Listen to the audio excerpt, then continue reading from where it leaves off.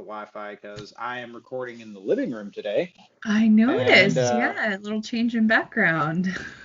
yeah, I was just like, classy and shit. But no, I was just like, you know Some what? tasteful nude somewhere. Since I got I the see a GM tree. screen I like so much. I think over his other shoulder there was some sort of nude. Yeah, I see a tree. Well, that wasn't the tree I was talking about, but there's also a tree. So, one thing I would mention to them, Sam, unfortunately, as I said before we start recording, the first chunk of character creation for both instances, if I can upload it, I can, but it doesn't look like I will. So we'll do this one. Also, something I mentioned before you got on was going back over some of the character creation stuff. I realized there was a lot of stuff I did a really piss poor job of explaining. So this will be a little bit of a continuation of that. That's fine. Sure I've got lots of questions, and maybe you'll have answers before I even ask them. Okay. So one of the issues that Garrett and Sarah had was trying to figure out, like, so if you look at your character profession, you'll see the advances. So I'm going to try and explain how that kind of works. That was one of my questions. So starting off good. I will say this: the layout is, you kind of have to look at it for a little bit to actually kind of understand what it says, and it helps if you look at the character sheet as well. To me, the way it's laid out in the book, like the little table for advances for your specific class, it's not conducive to how you read a table like that, if that makes sense. Yeah, I kind of thought they were all it's the same thing. Yeah, like something says skill rank, and then it says like a thing, like for me, athletics, and then next to it's bonus advance. Like, unless you specifically read the 2 paragraphs that go into detail on that, and they're right there, mind you, but unless you know those, you're not going to read that table right. You're going to think it's all one sentence. They should have at least put like a line down the middle. So like, sort of typographically, there's some stuff they could do there that would have. Yeah, and like, and in all honesty, like putting like skill ranks and bonus advances in all caps, like the way it's laid out, you're going to accidentally read them as, somehow part of the same bit of information. I spent the longest time reading them as one sentence, like the whole thing. Yeah. I literally had to go on Reddit and look at it, and then after someone on Reddit explained it, I was like, closer. I'm closer. I was looking at Reddit. You see, and I got lucky while filling out the sheet for finding those 2 paragraphs that were like, "Hey, idiot, here's how this works." Dumb. And also, something I was kind of mentioning with, like when you start buying your character, the way it's written in the book is you have 900 points to spend. Okay. Yeah. Each of these things, there's 20 total, 10 skill ranks, 7 bonus advances, and 3 talents. Mm-hmm. Each of those cost 100. This is basically you customizing your character a little bit from the get-go. Like, but you can only buy advances in this particular on this particular table at any point during your career. You can, like, if you change careers after you get all 20 of these things through play, you enter another tier. You can change your job, and you might be able to get new skills and bonus advances and talents.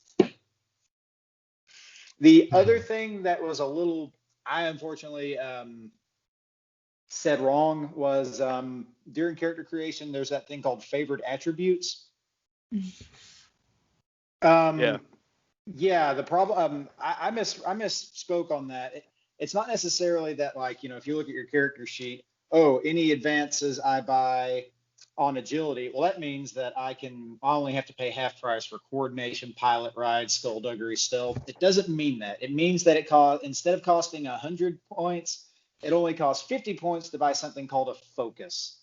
And until we get to that, you don't have to start off with any focuses. The best way I can put it is think of specializations when we were playing Hunter. I think I can actually explain this one really easily, because I did, when I'm with my reading, I kind of got into that myself. Mm-hmm. So like one of my skills I took was athletics. I have 1 dot in athletics. Okay. And so my focus, technically I could be like, I'm really good at lifting. So during the thing, specifically, if Chase puts me in a situation where it's like, hey, Garrett, go lift that box, because apparently I'm a fucking warehouse worker in this scenario. I can lift. Yeah, I know, it's great. I can lift. So using that, I actually did what Chase said, and I gave myself a focus in my simple melee for brawling, because that makes sense to what my guy does. He's a fucking hardened prisoner fisty guy. And I'm furthermore, sorry. It's fine. I'm a child. You remember how I mentioned in this game that stress? You remember how I mentioned in this game that stress can like get to your character? That's on the peril track, which I messed up on that too, but I'll explain that in a second. It'll be an easy fix. One question. With a focus. Go ahead. No, you go ahead. But with a focus, you basically ignore any penalties that having peril will give you. Like, you're so good at this, like it doesn't matter if arrows are falling down on you. Garrett, you were going to move those boxes without any trouble. Yep. Like just the rain of arrows. There's a fucking hell demon bearing down on me. But god damn it, I moved those boxes. Yeah, these boxes are getting from point A to point B. So essentially, I'm an apocalyptic Amazon warehouse worker. Or just a current day Amazon. and Norman Reedus. And while Jeff Bezos is busy cheating on whatever wife he has at the moment, I'm having to move some boxes. Hey man, do what you gotta do. And furthermore, you can pending talking with me, you can have a focus in basically whatever you want on those particular things, but there is an upper level on it. And I think it's whatever your intelligence bonus is, you can't have more focuses than whatever that is. So if your intelligence bonus is somehow a 7, you ain't going to have any higher than you're going to have 7 focuses max, and that's it. Okay. Right. And so you said you had a question, Sarah? Oh, sorry. Sorry. What's up, Garrett? Oh, no, I was just confirming, so I have an intelligence bonus of 4. At this point, I cannot have any more than 4 focuses. Like, I have 1, but my max is 4. Correct. All right. Okay. I was wondering about the thresholds, like, when you're adding on, are you only adding on to so, like, whatever the number is, like, are we stacking them up, or are they made it... If we'd have played how I explained it, you guys would have been unbelievably buff, and that's not the spirit of this game. Damn it. So let us take your peril threshold, for example. Your peril threshold, your starting off peril threshold the threshold is 3 plus your willpower bonus. Mm-hmm. Your next one is your willpower bonus plus 6. And the next one over that is willpower plus 12 and plus 18. Okay, so it's moderate. So I filled that out wrong. Yeah, that was entirely on me. I looking at the character sheet that comes with the book, like I see that now, but yeah, for some reason I was like, no, it gets substantially harder to kill you as you get weaker. So like the more stabs I take, the stronger I become. My willpower bonus is 3. So at first level that would be 6. But so that means that second level that's 9 instead, because we're adding. Yep. No wait. Plus 6. Plus 6 to the. Okay. All right. Yeah. So it starts out as 30, and then you just add the modifiers on the bottom. Okay. Yeah. Gotcha. So it starts out the 3 plus your willpower bonus, and then you add in those things to your willpower. Yeah. Then the next one's willpower plus 6, then willpower plus 12, willpower plus 18. And damage threshold is the same thing except with BB, unless you actually had enough money to start off with some armor, which I did mention that Sam's character, if he wants, he can do it since dwarves don't take any kind of encumbrance penalty. I'll be using encumbrance, but encumbrance is really simple on this. It basically more or less weighs how much your weapon weight, your weapons and your freaking armor weighs. That's the big thing on it. You said damage the same thing with willpower, so it's 0. No, damage is the same thing plus your brawn, which is BB, your brawn bonus. Gotcha. However, you don't get that automatic plus 3 at the beginning. Your damage threshold modifier, that only applies if you're wearing armor, which at the moment I don't think any of you guys have said that you got armor. I can't afford it. Had loincloth. Yeah, I have two pennies, literally. Yeah, I'm with you there, Sam. I'm also a poor boy. Right. I'm relatively poor. I don't have any gold anyway, and like I think your armor certificate. Sarah's middle class. I just got some silver. Oh no, that's far too expensive. No spices. But your damage threshold is going to be your brawn bonus, then your your BB plus 6, then your BB plus 12, then your BB plus 18. So what's the original? Is it BB plus armor, right? Plus armor. If you're not wearing armor, so then yeah, all right. That's what you're saying about the armor. Okay. If we took an advance, then that would modify. Would that modify what that modifier was, or? Yeah. So with your advances, let me flip back to the professions chapter just so I can have an example to look at. Well, I think for Sarah, I think Sarah was specifically talking if we take a bonus advance like of the. Oh, a bonus advance. So like. So like, let's say you have a combat percentage of 37%. That's going to put your combat bonus at 3, right? Okay. If you're able to buy a combat bonus in your advance, that kicks your combat your CB up to 4. Your percentile number does not change, but all the things that's affected by your CB, that absolutely does change. And so on the little, so below there's the little boxes, right, where you could tick, I guess, is that like each of those is if you have a bonus to that, right? Or is that? I see where you're looking at. Honestly, I'm not entirely sure what that freaking means. Okay. All right. I'll just make it's on these sheets I found, but yeah, I was curious about that too. Yeah, because I was going to try to do, I think, BB and then PB. Yeah, like I also bought 2 bonus advances with my stuff. So honestly, yeah, if you wanna like color in those boxes to show that hey, this is with my advances, that's perfectly fine. Okay. The other thing I was going to go into a little bit more elaboration is a little bit on how these skill ranks work up. If you look at the character sheet, like let's say we'll use simple melee. It's got 3 fill-in dots next to it. So if you're playing a character and you can buy a simple melee advance, you fill that in. And what that does, let's say your combat is 37%. That means if ever I'm like, all right, roll combat, you can be like, okay, my combat bonus is 37%, but over here, I got a dot filled out. So I get to add plus 10 to that. So now my odds are up to 47%. Okay. That's basically, and if you manage to, if your second profession, if you get to the intermediate tier, it allows you to get a simple melee combat advance again. You fill that second one in, and that's an additional 10%. So now you're at 56% of a success rate. But I mean, we can get into that as we just need to understand the basics of just making our beginning. Oh yeah, but yeah, that's basically what that is. The only other thing is, like, as you're advancing, like, where it says like skill ranks resolve, you buy that, you can't buy it again at this point in the game. You got to buy all of these other skills before you can buy anything else, if that makes sense. Yeah. You have to fill out the whole list of 20, right? Yeah, and then at that point, everything's a one-shot purchase. Mm-hmm. Yeah, and that's pretty much all the big things I wanted to go over in terms of clarification, rules, that kind of thing. Is there any other questions that you guys might have?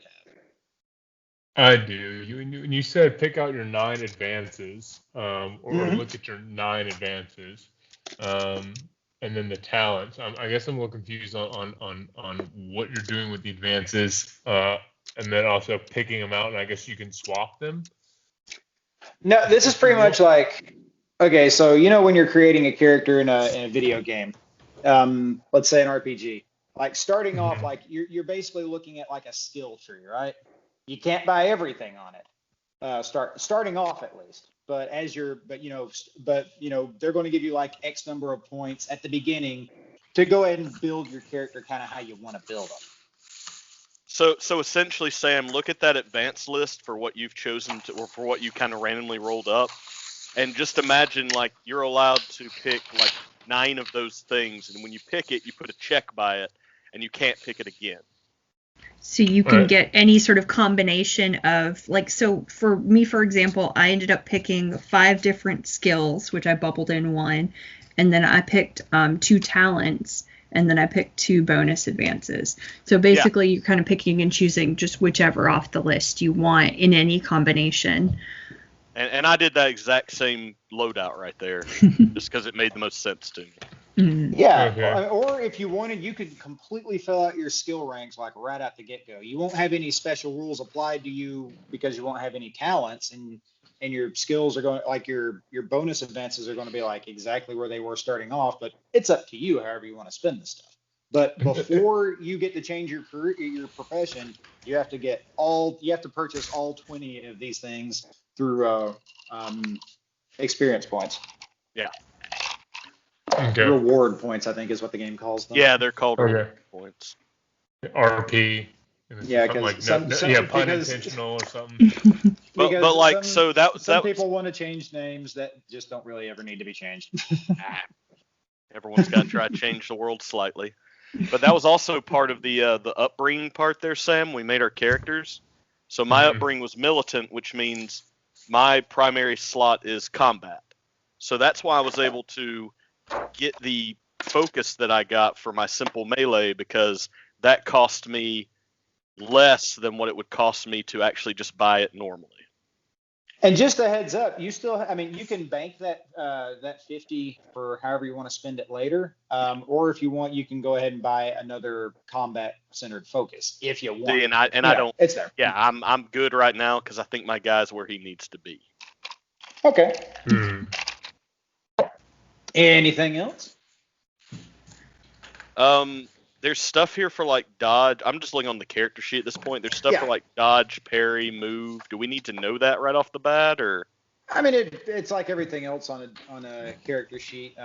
You might not look at it a lot, but yeah, go ahead and fill it out. Your dodge is going to be your agility. Actually, hold on a second. Your dodge is going to be a coordination roll. If you're not trained in it, it's just if you don't have that skill, it's just your base agility. Okay. All right. If you want to mark that though, with parry, it's whatever combat-based skill you want. So if you wanted it to be, I'm assuming simple melee with your guy. Yeah. You could do that, and you get to throw your skill rank in on that as well. Okay. All right. Only other real things I can think of in terms of like how the rolls work. Obviously, you want to aim low. Ones are critical successes, as are successful doubles. So, you know, if you got a 40% chance and you roll a 33, 22, 11, or a 1, critical success. Critical failures are rolls of 100 and double failure. So, you know, high risk, high reward. Okay. Let's see, what else? Encumbrance limit. I imagine it has like the encumbrance limit, initiative, all that stuff listed as well. But on mine, like it has like the math already filled out on that. Ours does not come with a encumbrance limit or anything. Oh yeah, this is basically designed for a one shot. Your encumbrance limit is going to be 3 plus your brawn bonus. Okay. Again, for the most part, it's only going to like affect weapons and armor. If you got like a backpack, I'll let you guys get away with like carrying a bunch of little nicky nackies. Initiative is going to be 3 plus your perception bonus. There is no such thing as an overage on initiative. That's a typo in the official book. Oh yeah, that's right. Initiative I mean, the overage is like basically if your encumbrance value ever exceeds 3 plus your BB or any racial modifiers or anything, it's going to affect your initiative and your movement. So just keep that in mind. Right. All right. What was the math for the encumbrance limit again, real quick? The encumbrance is 3 plus your BB. Gotcha. All right. Did you say what the move was? I'm sorry, I might have missed that. Move is 3 plus AB. I'm probably not going to handle that too well. It's probably going to be more of a common sense kind of thing. Okay. But in terms of initiative, pretty much like however many points over your encumbrance limit you are with gear, you're going to take one. If you're 1 over, you're going to suffer -1 on your initiative. If you're 5 over, you're going to suffer -5. Okay. Okay. That should be it for the most part. Yeah, that should be it. if anything else comes up, I got a big old list of sheets. And we'll cut this recording right here, and we will move on to a little bit.